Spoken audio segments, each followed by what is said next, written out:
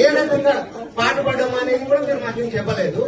Corona సమయంలో junior అడ్వకేట్లు ఇక్కడ ఎంత ప్రాబ్లమ్స్ క్రియేట్ చేసిండ్రు. వాళ్ళు అసలు వాళ్ళ బ్రతుకుదేవే చాలా కష్టమైపోయింది జూనియర్లకు.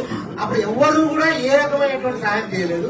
తర్వాత 7 సంవత్సరాలు అయిన తర్వాత ఎలక్షన్ల ముందు వచ్చి మాత్రమే మీ వాక్చాతుర్యంతో మీ దాన్ని మమ్మల్ని అంతా మెస్మరైజ్ చేయడానికి ప్రయత్నిస్తున్నారు. ఇంకొక సీనియర్ గారు 2 ఏసీలు ఫిట్ చేసి మాతో ఓట్లు వేయించుకొని గెలిచి 7 సంవత్సరాలు అయిన తర్వాత మళ్ళీ వచ్చి నేను మళ్ళీ 2 ఏసీలు ఫిట్ చేస్తా మళ్ళీ ఓట్లు వేయని చెప్తున్నాడు ఆయన.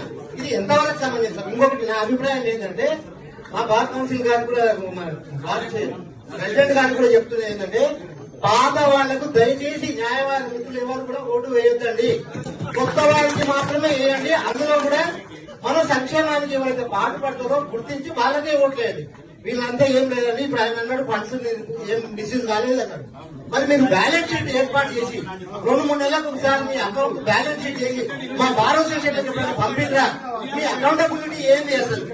మీరు ఎంతసేపటికి మీ పదవిని ఉపయోగించుకొని లాబింగ్ చేసుకొని హైకోర్టుల కేసులు మీ కేసులు చేసుకోవడానికి మాత్రమే ఉపయోగపడ్డారు. మా న్యాయవాదుల సంక్షేమానికి ఏ రకంగా కూడా మీరు ఉపయోగపడలేదు. అసలు వాళ్ళకు మా మనసులో బాగా చెప్తున్నాండి. నేను ఎవరికి పక్షం కాదు.